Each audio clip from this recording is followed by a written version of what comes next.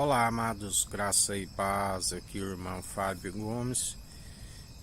Em mais um dia, o Senhor é aquele que cuida de nós, Ele tem cuidado de nós, Ele tem nos sustentado, mesmo não sendo merecedores, mesmo sendo falhos e pecadores, mas por estarmos com o coração contrito e arrependido, o espírito aquebrantado, ele não despreza, e sempre a sua ira durou um momento para aqueles que se arrependem e seguem na obediência a seu espírito. Porque a ira dura um momento, mas a sua infinita bondade e misericórdia dura para sempre. Aleluia! Aqueles que perseveram na constância. Nasce nova criatura que não retrocede às atividades de outrora, que já não são possíveis de nos condenar, uma vez que ele fez a expiação pela culpa dos pecados pelo seu sangue derramado na cruz, aonde se está num alimento espiritual, um leite puro espiritual, como crianças ainda desequilibradas, como gatinhando, e é necessário sair da condição do leite puro espiritual para um alimento sólido, assim como uma criança que deixa o leite materno, seja os leites disponíveis, um alimento líquido, e passa a alimentar da papinha, assim até estar firme no alimento sólido e andando em passos firmes, porque o espírito que se alcança na maturidade, que não está mais como um infantil, os passos são firmes, poder e equilíbrio ele nos concede. Aonde na inconstância, como infantil, está sempre sujeito à condenação, porque não há firmeza, não há constância. E uma vez que se alcança o alimento sólido, há constância de não retroceder e almejar sempre a maturidade. O cristão que persevera no alimento sólido, ele almeja sempre mais e mais maturidade, mais e mais conhecimento do Senhor.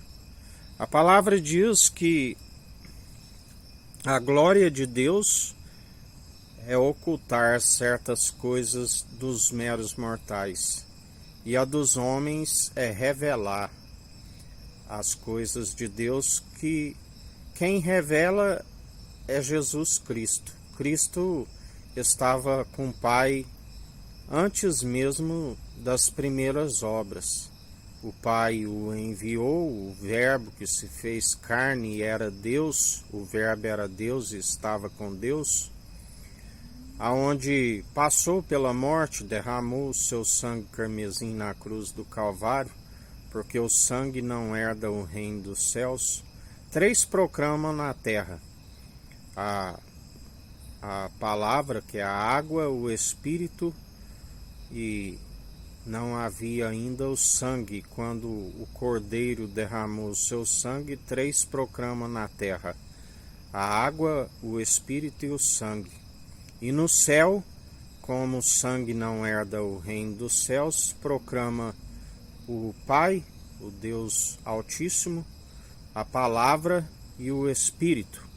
A palavra é o Verbo, é Jesus, é aquele que derramou o seu sangue, Cristo enviado, concebido pelo Espírito e gerado à sombra do onipotente, natureza divina, chamado Filho do Homem, mas não é homem para que minta, e tampouco se arrependa e não cumpra suas promessas. Céu e terra passarão, mas sua palavra não há de passar o amor verdadeiro, o dom excelente, porque a palavra diz que todos os demais dons cessarão, e ainda que tiver os dons irrevogáveis e não está mais vivendo de forma justa, segundo a condução e obediência do seu Espírito, se vive injustamente, ainda que suas primeiras obras eram de justiça, já não são possíveis de o justificar se está na infidelidade para com o único mediador entre Deus e homens, Cristo Jesus, a vontade do Pai, disse: este é meu filho, e fazei tudo o que ele disser. E o Filho nos ensina a anunciar o Evangelho, a mensagem da cruz.